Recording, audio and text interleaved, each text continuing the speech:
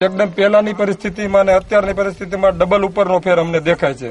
દાખલા તરીકે પેલા ચેકડેમ બન્યા પહેલા સિંગનું ઉત્પાદન 5-7 મણનું હતું, એની જગ્યાએ અત્યારે આ સાલ અમારે 20 મણ સિંગનું ઉત્પાદન થયું છે. કપાસનું વાવેતરની વાત કરીએ તો કપાસ અમારે 7-8-10 મણ જેવો થતો, એને બદલે આ વખતે 30-35-38 મણ સુધીના ઉતાર આવ્યા છે. એનું મુખ્ય કારણ તો એ હશે ને કે ચોમાસામાં ભાદરવા મહિનામાં વરસાદ આવતો બંધ થાય અને ત્યાર પછી કુવામાં પાણી હોય તો કપાસ તો ઉત્યાણી લગનનો પાક છે, બરોબર, તો પાણી હોય તો એને આપો તો વધારે ઉત્પાદન આવે. એનો અર્થ એ થયો કે તમે ઉત્યાણી સુધી એટલે કે હાલ સુધી એને પાણી આપી શક્યા છો, બરોબર, એના હિસાબે ઉત્પાદન વધ્યું. તો આંકડામાં દાખલા તરીકે આ નહોતું ત્યાર પેલા કરોડનું ઉત્પાદન આવતું, હવે કદાચ 2 કરોડનું થયું કે 3 કરોડનું થયું, એવો એમાં તમારો કેવો અંદાજ?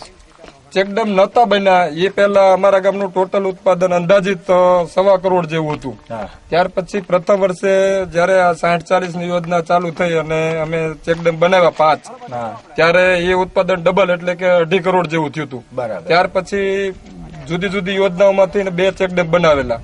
ત્યાર પછી છેલ્લો ચેકડેમ સૌરાષ્ટ્ર જલધારામાં આજે આપણે અત્યારે જે સ્થળે ઉભા છે એ ચેકડેમ બન્યો. એટલે અત્યારે આ વર્ષની આગળની કમ્પેરેટિવમાં 5 વર્ષ પહેલાની અત્યારે અમારું ઉત્પાદન 3 ગણું, એટલે અત્યારે 4.5 કરોડ જેવું ઉત્પાદન અમારા ગામનું ટોટલ અંદાજ મૂકવામાં આવે છે.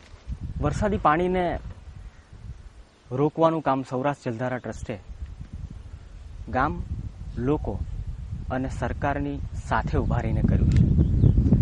આ રોકેલા પાણીનો કેવી રીતે ઉપયોગ કરવો એના સમયાંતરે માર્ગદર્શન ખેતીમાં અને અન્ય જગ્યાએ કઈ રીતે થઈ શકે એના વિશે આપ વખતો વખત જાણકારીના કાર્યક્રમો યોજો છો ખરા? વરસાદી પાણી ટીપે ટીપું રોકવું જોઈએ અને રોકેલા પાણીને ટીપે ટીપે વાપરવું જોઈએ. ઇઝરાયલની અંદર મારે ધંધાર્થે જવાનું થાય છે. મેં ત્યાં જઈ અને જોયું, ગામડામાં રહ્યો હું 3 દિવસ, તો મને દેખાણું કે પાણીના મેનેજમેન્ટની આ તાકાત છે. એક રણ પ્રદેશે 56 વર્ષની આઝાદીના અંતે એક રણ પ્રદેશને હરિયાળો પ્રદેશ બનાવી દીધો. એક રણ પ્રદેશે 56 વર્ષ પહેલા એક સિઝનનો પાક નતો લેવાતો, એ દેશને આજે 3 સિઝનનો પાક લઈ અને દુનિયા આખીમાં ખેતી પ્રધાન દેશ તરીકેની નામના અપાવી છે. એની પાછળ મૂળ કારણ હોય તો પાણીનું મેનેજમેન્ટ અને ત્યાંની પ્રજાની જે સાથે મળીને કામ કરવાની જે પદ્ધતિ છે, એ 2 તાકાતના હિસાબે એ રિઝલ્ટ આવ્યું છે. જ્યારે આપણે આ હરિયાળા પ્રદેશને રણ પ્રદેશ તરફ જે લઈ ગયા એનું કારણ આપણી પાણી વાપરવાની સિસ્ટમ.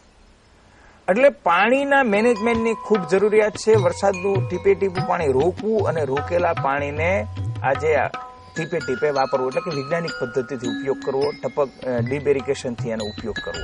એ માટે અમે ગામડાના ખેડૂતને બહુ સાદી ભાષામાં સમજાવીએ છીએ અને ગામડાના ખેડૂતને કહીએ છીએ કે ભાઈ વરસાદનું પાણી રોકાય અને એ રોકેલું પાણી ટીપે ટીપે આપણે વાપરવું પડે. મેં આજે તમામ ભારત દેશના રાજ્યસભાના અને લોકસભાના સંસદ સભ્યોને, રાષ્ટ્રપતિ અબ્દુલ કલામ સાહેબને, વડાપ્રધાનશ્રીને, વિરોધ પક્ષના નેતાશ્રીને, તમામ રાજ્યના મુખ્યમંત્રીને એક પત્ર લખ્યો છે. અહીંથી અંદાજે 900 પત્રો મેં રવાના કર્યા છે અને 900 પત્રોમાં મેં બતાવ્યું છે કે આજે વિધાનસભાઓની અંદર જે ઠરાવ પ્રસાર થયો પંજાબ વિધાનસભાની અંદર કે અમારા રાજ્યનું પાણી અમે બીજા રાજ્યમાં નહીં આપીએ, તો એ પંજાબ સરકારને એ વિચાર આવ્યો કેવી રીતે?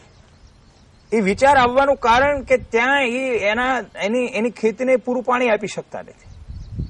તો આ પૂરું પાણી આપી શકતા નથી એટલે દરેક રાજ્યને આવો વિચાર આવવાનો અને દરેક રાજ્ય વચ્ચે આ ટકરાવ ઉભો થવાનો. એટલે દેશને અખંડ રાખવો એ આપણને આ પાણીના પ્રશ્નના હિસાબે એક મુશ્કેલીનો સામનો કરવો પડશે. એટલે દેશને અખંડ રાખવા માટે પાણીનું મેનેજમેન્ટ માં સરકારે તાત્કાલિક મોટી તાકાત લગાવવાની જરૂર છે. મેનેજમેન્ટ એટલે કે એ આજે આપણી જે સિંચાઈ ની પદ્ધતિ છે, જે આજની દેશી પદ્ધતિથી જે આપણે પિયત કરીએ છીએ, એમાં જે આપણે કુલ પાણીનો જે જથ્થો છે એમાંથી 90% પાણી ખેતીમાં વપરાય છે. જ્યારે ડીપ ઇરિગેશનથી વૈજ્ઞાનિક પદ્ધતિથી જો આપણે પિયત કરીએ તો એમાંથી 50% પાણી બચાવી શકીએ એમ છે. બીજી વાત મેં એ કરી છે કે આજે જે મેં જોવો તો અમુક રાજ્યોમાં દુષ્કાળ છે તો અમુક રાજ્યોમાં રેલ આવી છે.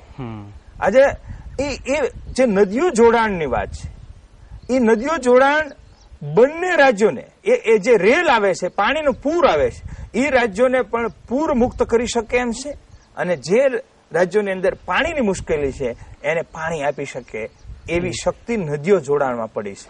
મથુરભાઈ, આ જનજાગૃતિ, લોક સહભાગિતા અને એ પછી વાત આવે કે આપણે પરિણામ તો મેળવી લીધું ચેકડેમ બનાવીને, ઉત્પાદન પણ મળી ગયું, પણ સાથે સાથે એક પર્યાવરણનો પ્રશ્ન પણ આપણા માટે એક કોયડો બનીને ઉભો રહે.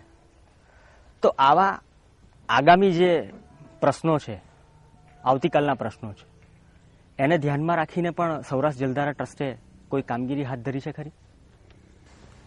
પર્યાવરણને ધ્યાનમાં રાખીને અમે દરેક ગામ કમિટીને એવો આગ્રહ રાખીએ છીએ કે આપ જે તળાવો બનાવો, ડેમ બનાવો, એમના પાળા ઉપર વૃક્ષારોપણ થવું જ જોઈએ.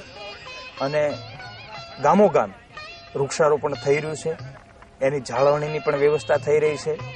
ખાસ કરીને હું ખોપાળા ગામની વાત કરું તો અમે 4 વર્ષ પહેલા 80,000 ઝાડ રોપ્યા હતા.